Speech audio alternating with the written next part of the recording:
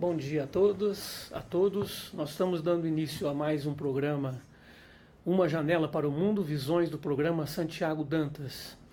O nosso programa, que envolve 3 universidades paulistas, a Unesp, a Unicamp e a PUC de São Paulo, possui um programa de pós-graduação em Relações Internacionais e dentro da expectativa e da proposta do programa, nós estamos trazendo ao público a oportunidade para o aprofundamento de certas questões do campo das relações internacionais, permitindo então uma informação mais bem refinada, mais atualizada e mais aprofundada. Nós contamos com o apoio da assessoria de comunicação da Unesp, com a equipe do Oscar D'Ambrosio, Roberto e Amanda, e aqui pelo programa do nosso estudante Ângelo Lira. Agradecemos a todos os participantes, a qualquer momento fiquem muito à vontade para encaminhar questões por escrito e se não pudermos hoje, no espaço de duração do programa, a responder, posteriormente entraremos em contato e assim mantemos a possibilidade da nossa reflexão conjunta. O tema de hoje é Revolução e Contra-Revolução no Oriente Médio. E para isso nós temos como convidado um especialista no tema, professor Reginaldo Nasser, da PUC de São Paulo e do programa Santiago Dantas, a quem agradecemos pela participação, pela presença. Prazer. Reginaldo, seu texto para a divulgação do nosso programa de hoje, você retoma o início do século XX e que com o término, com a desintegração do Império Otomano, havia consideração que essa região seria um remanso. Ao contrário, ao passar do tempo, e agora um século depois desses fatos do início do século XX, tornou-se uma das regiões mais turbulentas do mundo. Então, para nós iniciarmos o nosso debate, a sua exposição, quais são as consequências das ações políticas das grandes potências nessa região do mundo? Então, ela passou a ser uma das últimas regiões do mundo a serem disputadas, né? Quer dizer, o que já havia acontecido na África, Ásia e América Latina, né? O Oriente Médio passou relativamente incólume, porque ali estava o Império Otomano, né? Durante mais de 5 séculos, né? E isso, portanto, era uma área que não havia intromissão de nenhuma potência. Isso aí de um lado. Então, de outro, quando termina a Primeira Guerra Mundial, o Tratado de Versalhes e a Liga das Nações, também era uma época de experimento, vamos dizer assim, né? E essa área de experimento e laboratório passou a ser o Oriente Médio. Em torno disso, o que apareceu interessante foi o sistema de mandatos, né? Então, de um lado, os europeus gostariam que permanecesse a fórmula, a arquitetura do colonialismo, tal como já haviam feito. Os americanos não, queriam alguma outra coisa diferente. Então, nas palavras do Wilson, ele disse assim, bom, não pode ser colônia, mas também eles não podem ser estados independentes. Então ele encontrou uma fórmula, um híbrido, que é o sistema de mandato, que colocaria os tutores, né? E os principais tutores aí dessa região foram Inglaterra e França, né? E, portanto, a partir daí, você tem uma série de disputas, né, na região. Hoje em dia, alguns historiadores têm voltado a esse período e lembrando, por exemplo, que o Irã era disputado pela Rússia, com a Revolução Russa, os bolcheviques chegaram a entrar no norte do Irã, então a Inglaterra tenta, ou seja, aí começa todo um jogo entre as grandes potências que vem até os dias de hoje. E portanto, há para você uma razão de quase uma causalidade entre esse tipo de ação política, de experimentos, e as consequências no mundo contemporâneo. Hoje em dia, por exemplo, quando se olha para o Oriente Médio, vem as variáveis que se colocam. Religião, etnia, etc. Lógico que isso já havia essa diversidade, já havia tensões, mas não nessa dimensão. É isso que é importante. Então, por exemplo, tem um historiador que ele fala as linhas, as fendas do deserto, ele usa essa metáfora, que as grandes potências começaram a estimular, né, a municiar o conflito entre essas facções. É aquela velha história, dividir para reinar, né? Então o Líbano, por exemplo, né, que esteve sob a tutela francesa. Então lá tem os xiitas, tem os sunitas, tem os drusos, eles, tem os maronitas, que são cristãos, eles forçaram essa divisão e municiaram alguns, quer dizer, os aliados foram os cristãos franceses, colocavam contra, e o Líbano é um dos lugares hoje que relativamente o equilíbrio que ele tem é em torno disso, até hoje, e que é uma pena, porque volta e meia, quando vem o desequilíbrio é guerra civil, né? Então, todas essas divisões elas existem, não foram criadas pelas grandes potências, mas elas incentivam, elas empoderam, elas dão armas, elas dão recursos, né? E os líderes dessas facções também tiram proveito disso. Vamos colocar aqui isso, o Oriente Médio e as suas elites são um objeto passivo dessa ação, de forma nenhuma. As articulações são feitas entre essas elites locais, né, e as elites internacionais, inglesa, francesa, e depois da Segunda Guerra Mundial, Estados Unidos na região. E você entende que no caso específico, que é uma das questões mais sempre perceptíveis no caso do Oriente Médio, a relação com Israel e a Palestina, como é que ela se insere ou não nessa ótica analítica que você propôs? Sim, eu entendo que a criação do Estado de Israel, né, ela, após a Segunda Guerra Mundial, ela vem dentro de um processo, né? Então, alguns colocam como marco a criação. Eu diria que a criação de Israel é apenas um episódio de um processo. E esse processo é um processo de colonialismo, né? Quer dizer, o que houve na região da Palestina, né, foi um colonialismo em substituição da Inglaterra por Israel. Quer dizer, então, quando tem um mandato inglês, nós estávamos falando do mandato, a região da Palestina fica sob supervisão da Inglaterra, né, Império Britânico. E o Império Britânico, através da Declaração Balfour, ele vai dizer o seguinte, pode ser que ele entende que possa existir um Estado judeu na região. Quando ele dá essa senha, começa já uma movimentação em torno disso. Então, já tem um processo longo, né, de expulsão dos palestinos e que vem concretizar com a criação do Estado de Israel. Essa criação, portanto, e até os dias de hoje, isso vem demonstrando, que é um processo de ocupação de um território, domínio de população e extração de recursos, quer dizer, gestão de recursos econômicos. Ora, espaço, população e utilização de recursos, colonialismo. A forma como é feito, né? Um novo colonialismo. Israel, num primeiro momento isso, num segundo momento ele aparece como um Estado que é muito conveniente para os interesses das grandes potências, principalmente para os Estados Unidos. Então, em 57, a Guerra do Suez, por exemplo, isso é muito importante, porque o Egito, já um Estado independente, passa, né, o canal de Suez passa dentro do Egito, onde trafegam mercadorias, né, e esse canal é de posse da Inglaterra e da França. O Nasser, presidente do Egito, um dos criadores do nacionalismo árabe, reivindica nacionalizar o canal de Suez. Muito bem. Entra em guerra contra a Inglaterra e a França. Por que Israel entrou? Então, a entrada de Israel, nesse momento, se configura de uma forma muito clara a associação com o colonialismo, né? Tanto é que muitos judeus que apoiavam o Estado de Israel mudam essa época. Ela foi um momento importante, inclusive, para a política interna de Israel. Muitos começaron, havia, né, uma esquerda sionista, deixou de ser, porque passou a ver como um aliado, um instrumento, né, do colonialismo. E depois, na Guerra dos 6 Dias, que está fazendo 50 anos esse ano, né, que foi 67, o apoio maciço dos Estados Unidos a Israel, né?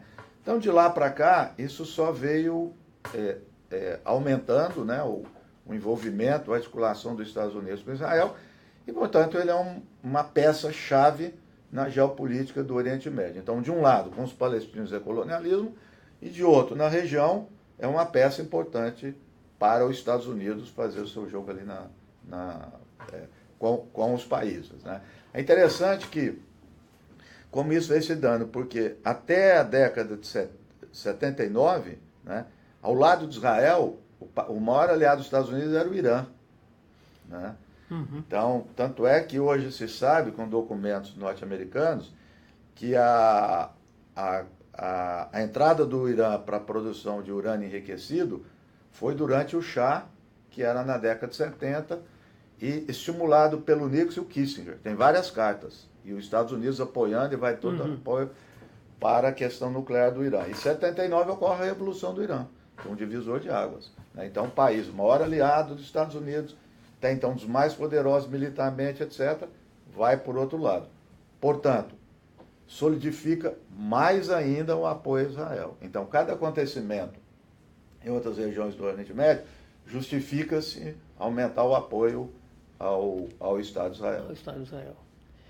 E se nós trouxermos uma questão bem recente e que é parte desse processo como um todo, nós vamos verificar toda a movimentação dos anos 2010 para frente, em particular as primaveras árabes.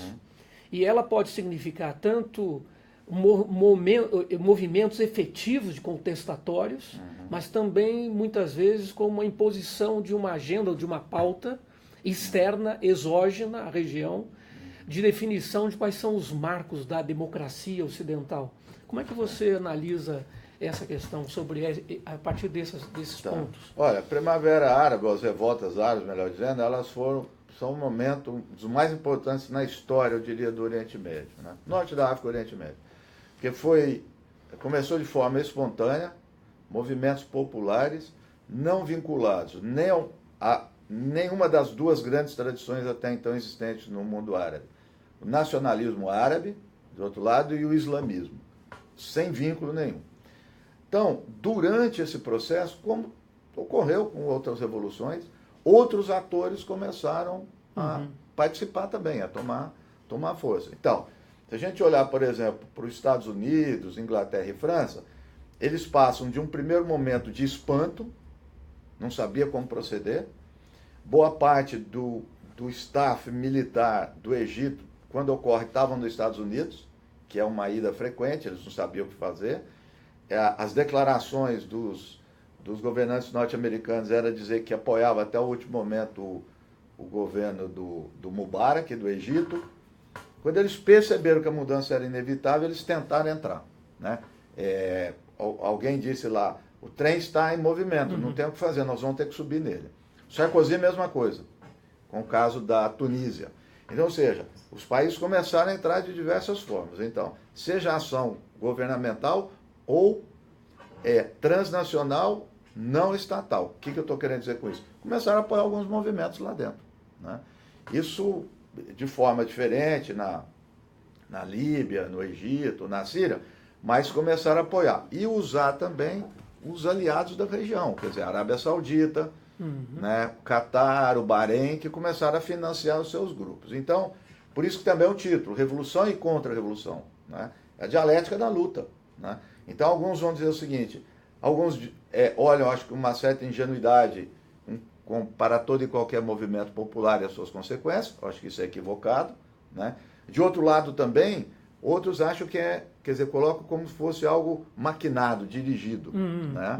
Para chegar às suas consequências, que foram os golpes de Estado. Eu diria nenhum nem outro. Houve uma dinâmica e nesse processo, infelizmente, foi conduzido por um processo contra-revolucionário, né? Eu lembro sempre das revoluções de 1848 na Europa, né, que influenciou todo o pensamento de esquerda e mesmo liberal, né? O Tocqueville vai escrever sobre isso. Em nenhum lugar os movimentos revolucionários chegaram ao poder. Só houve contra-revolução. Então isso não é para tirar a importância, né? A importância é outra coisa. Agora, sem dúvida nenhuma, no Egito houve um golpe de Estado, voltou o militar ao poder. Na Líbia, a OTAN interveio, uma intervenção militar, retirou o governo.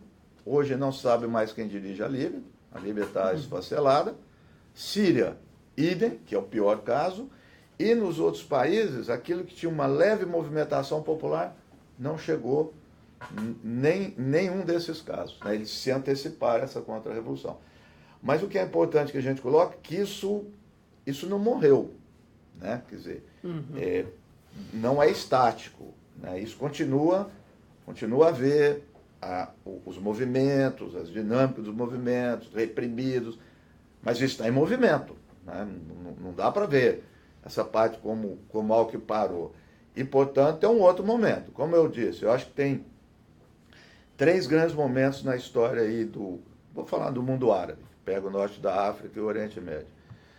A libertação do colonialismo, então a criação dos Estados nacionais, nacionalismo árabe, o Islã político, todas as suas vertentes, e agora esse outro momento, né?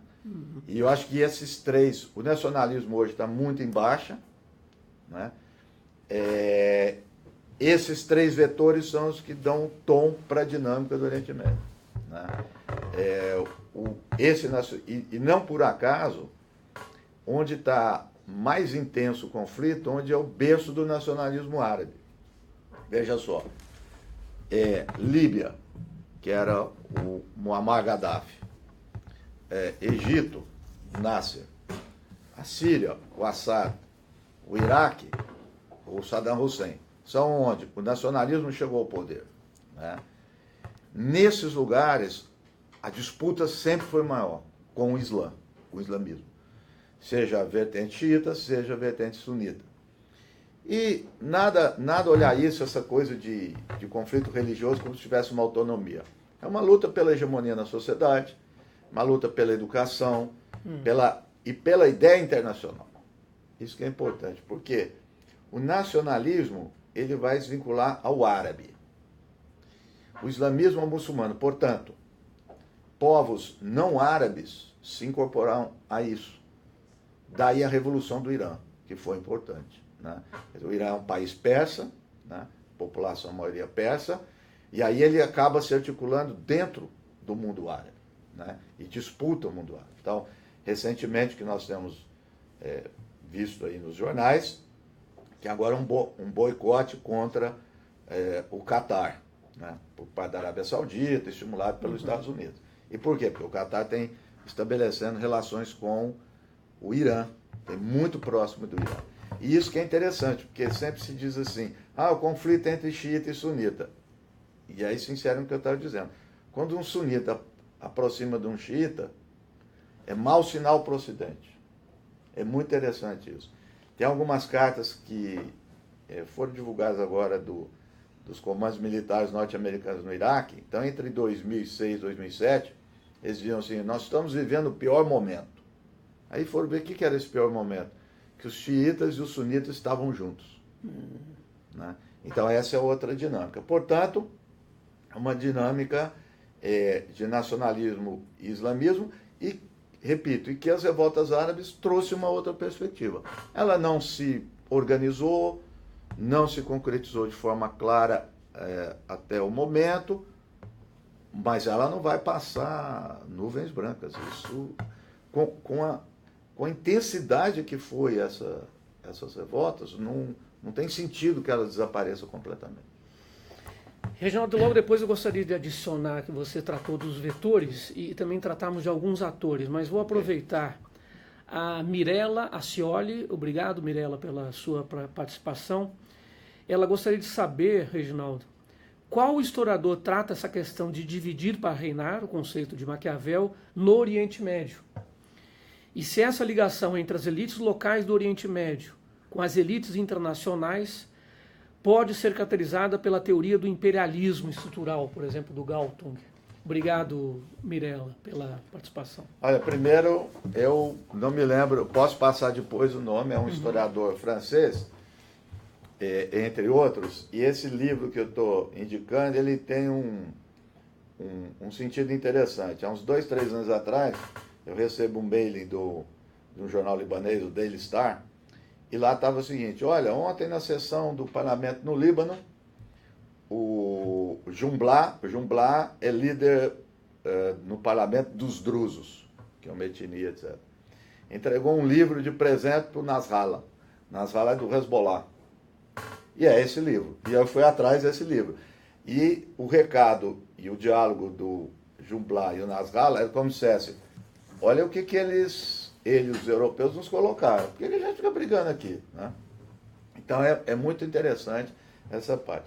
Sim, é um imperialismo. Eu acho que tem a ver com essa questão do Galtung, mas eu acho que tem mais. Tem mais no sentido de que houve uma transformação nesses últimos, vamos dizer, 10, 15 anos no Oriente Médio, uma transformação econômica de tal intensidade que não nega a questão do Galton, mas ela coloca em outro plano. O que eu estou falando? Vamos ver. Então, com a globalização, né, e a formação, por exemplo, de centros financeiros urbanos, serviços, né, quer dizer, ou seja, uma mudança estrutural na economia, ela levou ela se concentrou nos espaços urbanos. Né? Então, as cidades, mais particularmente, se tornaram o foco de disputa, o foco de domínio e o foco de disputa. O caso da Líbia é muito interessante. Quando acontece as revoltas na Líbia, boa parte das análises falava: a Líbia tem tantas tribos, enumerava até em detalhe as tribos, etc. Em um certo momento eu também comecei a olhar. E fui fazer umas pesquisas básicas econômicas do Oriente Médio, que é outra coisa, é difícil de obter. É a coisa mais engraçada. E aí fui lá procurar. População urbana da Líbia, 85%. Mais urbano que o Brasil. E o pessoal falando das tribos do deserto. Não tem sentido isso. Né? O PIB per capita da Líbia é alto também. Ou seja, a Líbia é uma sociedade que se modernizou. Egito, idem. Então, se nós olharmos as revoltas árabes, elas foram revoltas nas cidades. Né? O Cairo tem 18 milhões de habitantes, o Grande Cairo. Se você olhar, foi 4, 5 cidades no Egito, 4, 5 cidades na Líbia. A Síria é um caso diferente. E, portanto, a Síria foi do meio rural para o urbano. E a Síria tem, no mundo árabe, tem o maior componente rural. Né, comunidades e tal. Então, essa ideia também na Síria de descentralização permitiu que essas lideranças locais se articulassem com o poder central, é mais difícil de derrubar. Mas voltando à questão. Então, essa parte do urbano, eu acredito seja importante. Então, eu tenho me utilizado mais de duas referências aí teóricas para aplicar o Oriente Médio, que é o David Harvey, nas discussões sobre imperialismo, e a socióloga Saskia Sassen, que trabalha com essa questão dos espaços urbanos enquanto centro, né, da globalização. Né? Mas eu acho que a pista é por aí. E são nessas cidades onde crescem, onde se articulam essas elites. Né?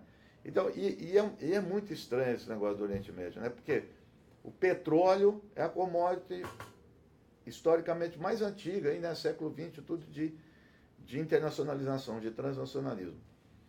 E aí, ao mesmo tempo que se fala isso, olha para o Oriente Médio e fala o Oriente versus o Ocidente. Né? O negócio não tem sentido. A internacionalização da economia e a internacionalização das elites. Vamos pegar o caso do Bashar, coloca assim. Formação na França, os seus quadros é França e Inglaterra. A mulher do Bashar frequentava as altas rodas de moda de Paris. Então, criou-se uma ilusão, parece que são dois mundos separados. E isso é bom, tanto para a elite, essa narrativa, lá do Oriente Médio, como para a outra, porque parece que eles estão em confronto e eles conseguem articular as suas unidades. Mas isso não é verdade. Não é verdade. Né? Eu aproveito para também mencionar aqui que eu tenho muito receio quando se fala em islamofobia. Né? Isso é outra coisa. Tem islamofobia? Lógico que tem. Só que a islamofobia pega para aqueles que estão na periferia. Né? Não tem islamofobia para a elite árabe que circula na Champs-Élysées em Paris. Tem nos banlieues, mas não na Champs-Élysées. Eu não me lembro se é o sheik do Catar ou do Bahrein, um dos dois. Tem mais propriedade na Inglaterra do que a rainha. Não tem islamofobia. Depois a gente pode conversar. Não tem islamofobia quando o Trump encontra, né, recentemente, o príncipe da Arábia Saudita que coloca um cordão de ouro no seu pescoço. Portanto, essa história do Islã, etc., é para alguns. É para a grande maioria que está excluída. Para esses outros, não há problema nenhum. Né? Então, isso é um ponto importante para discutir elites regionais e locais no Oriente Médio. Um assunto pouco abordado. Nós temos aqui outra pergunta chegando do Victor Martins. quais os impasses enfrentados pelas nações africanas do norte da África para a criação de uma confederação ou integração regional para além da União Africana?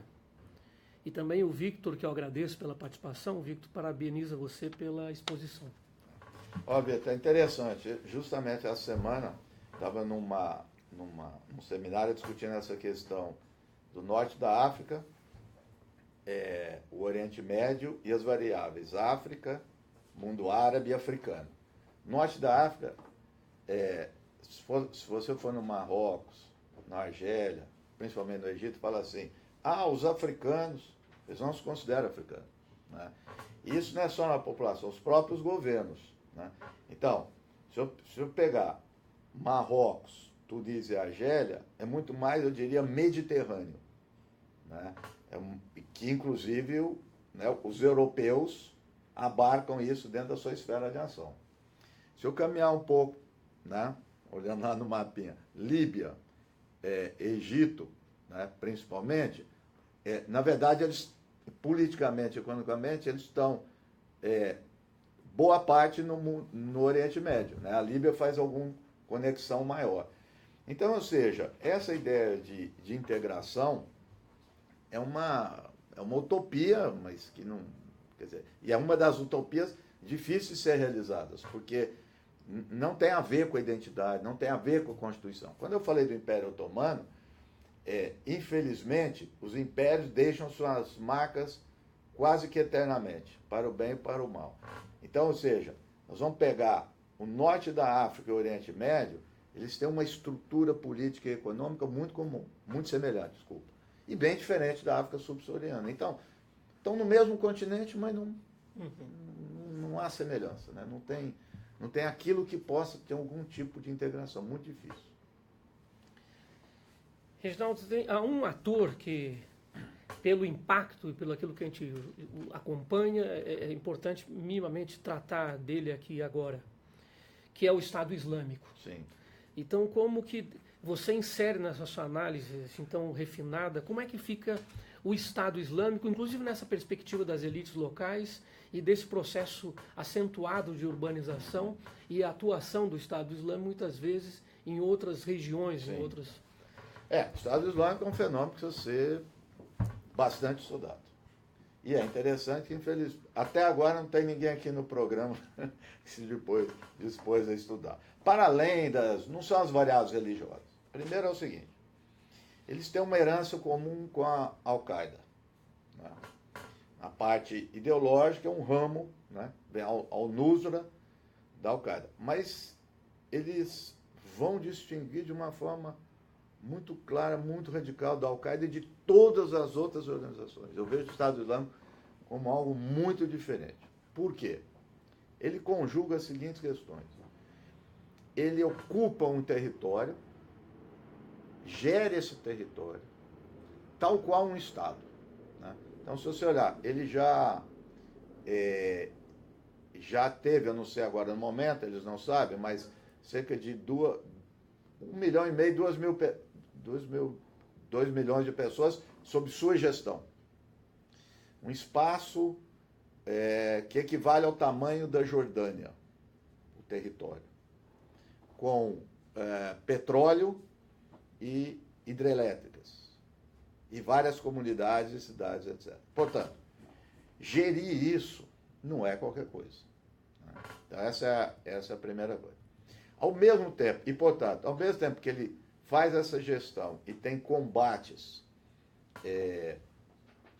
militares frente a frente com as forças regulares do exército iraquiano, sírio e de outros, ao estilo clássico que você conhece mais do que todos, ele também faz as ações de guerrilha e de terrorismo. Né? Então, ele conjuga esse tipo de ações. Então, quando acontecem as ações terroristas na Europa, é que chama a atenção. Estou falando nós aqui no Ocidente, passamos a notar que existe o Estado Islâmico quando tem ação na Europa. Mas a fonte, né, de domínio, de recursos, é o espaço. Né? E se você olhar aí no mapa, quando ele toma o espaço, ele não toma de forma homogênea, ele toma principalmente pelas vias de comunicação, que eles saem rápido. Então eles, é uma malha, parece uma teia de aranha, assim, onde eles ficam. Então, é essa característica. O que eles fizeram na prática? Inclusive eles dizem, a Al-Qaeda enganava os islâmicos, todos os outros islâmicos. Eles articularam a guerra do Iraque com a guerra da Síria. Eles foram os únicos que fizeram. Eles conectaram as duas guerras. E ao fazer a conexão, eles se diferenciaram das outras, porque a questão é o seguinte, várias organizações, por que eles se destacaram em tão pouco tempo? Porque ele começa a aparecer 2012, 2013. É recente. Né? E ele vem de uma forma assim assustadora. Toma Mossul, né? Que é a segunda maior cidade do Iraque. Né? A proporção de militares e de milícia do Estado Islâmico era 1 para 20. Como é que eles tomaram isso? Então, ou seja, eles têm, eu estou destacando tudo isso, que eles têm um sentido de organização política e econômica muito forte. Muito forte. A parte de comunicação deles é de primeira. De primeira. Os analistas falam das edições que eles fazem na produção. Ou seja, é um ator que, embora ele não tenha condições de manter por bom tempo o domínio territorial ali na região, difícil, né? Ele não vai sumir. Ele não vai sumir. Ele tem uma inserção muito forte. Estimam em cerca de 30 mil a 35 mil homens armados. Né? E eles não combatem porque são islâmicos, eles recebem, né? Eles são pagos. Né? Então, o que leva alguns fazer a conjectura, e eu concordo, de que quem está por trás, né? Não aparece nos discursos, mas que tem nessa estrutura, são os ex-combatentes do Saddam. Ex-combatentes, ex-funcionários. Né? Por quê? Para você manter isso, você tem que ter um conhecimento muito grande do mercado ilícito na região. Isso, quem adquiriu a expertise foi esse pessoal do Saddam. Petróleo, energia elétrica, etc. Então, veja, não é simplesmente aquele discurso que a gente vê o líder, que é o Ali Baghdad. Né? Então, o Estado Islâmico, ele veio para ficar, para causar problemas. Né? E agora, só concluindo, é o que chama atenção. Agora tem um negócio que agride o bom senso. Né? Eu não conheço ninguém que apoie o Estado Islâmico. Mas eles estão lá, então eles estão contra a Rússia, contra os Estados Unidos, a narrativa, né? Contra a França, contra a Inglaterra, contra Israel, e ninguém ganhou. Fala para os alunos. Acho que é o ator mais poderoso da história do mundo. A Adriane Almeida, obrigado, Adriane, aqui do nosso programa. Ela pergunta, Reginaldo, se na sua opinião é válida a expressão, entre aspas, terrorismo islâmico? E até que ponto faz sentido caracterizar o terrorismo desta forma? Tá. Veja só, quando a gente fala terrorismo e coloca uma adjetivação, a gente fica pensando, a motivação, será que eles estão fazendo terror por motivo da religião? Será que é o objetivo? Não só o Estado Islâmico, mas os outros, já está demonstrado que não tem absolutamente nada a ver com o islamismo. Eu vou dar os dados rapidamente. Primeiro, 85% das vítimas são islâmicos. Então, eles visam a população islâmica. Portanto, ele denota muito mais uma luta interna de poder do que propriamente na questão da religião. E não é só sunita contra xiita, entre os sunitas também. Então, esse é um dado importante. O outro, você pegar percentual da população. Né?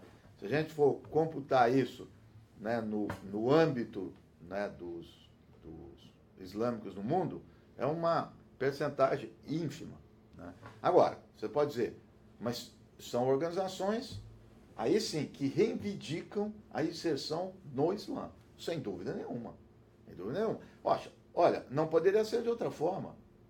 E a melhor maneira de obter apoio, consentimento, motivação é a religião. E principalmente após a crise do nacionalismo árabe. Né?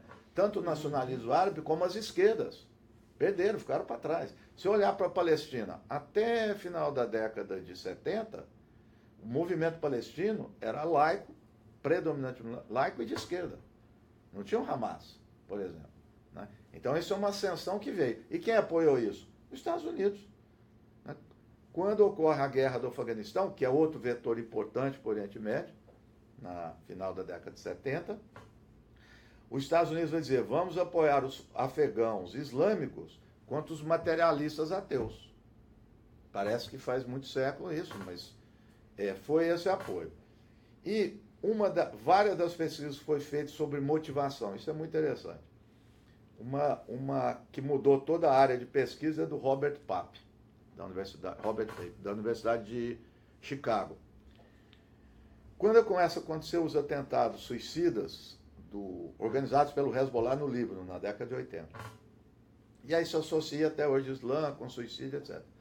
O Pape diferenciou o que era organização e o que era motivação individual. O que ele fez? Foi lá para o Líbano e foi fazer o levantamento da vida dessas pessoas. Foi uma grande surpresa. 50% a 55% dos suicidas eram marxistas. Uns 20% de islâmico e os outros cristãos. Toda a ação foi organizada pelo Hezbollah, que é uma organização islâmica. Uhum. Mas a motivação dos indivíduos é outra coisa. Né? Se lembrar dos ataques suicidas dos Tigres Tamil, né, no Sri Lanka, eram maoístas. E eles vêm antes do Hezbollah. O Hezbollah se espelha nele. Né? Então é isso. Agora, como eu estava dizendo, o Islã, né, a religião, faz parte da vida das pessoas. Desde que ela levanta até o momento que ela... É diferente das nossas religiões ocidentais, que tem por mais se diga, não uma certa cisão da esfera pública, esfera privada, não é. Então, portanto, a melhor forma para essas organizações chegarem às pessoas, mobilizarem, dar motivação, é isso. Mas, apesar de tudo isso, a grande maioria rejeita todas essas organizações. Todas elas são rejeitadas, não tem apoio popular. Os milhões de refugiados que saíram da Síria, saíram por quem? Por ações do governo, do Bashar e pelo Estado Islâmico. Se você entrevistar os refugiados que estão aqui no Brasil, eles vão dizer isso. É o Estado Islâmico, corremos pelo Estado Islâmico de um lado e alguns outros pela repressão do governo. Muito bem. Muito obrigado, Reginaldo. Foi uma análise muitíssimo bem feita.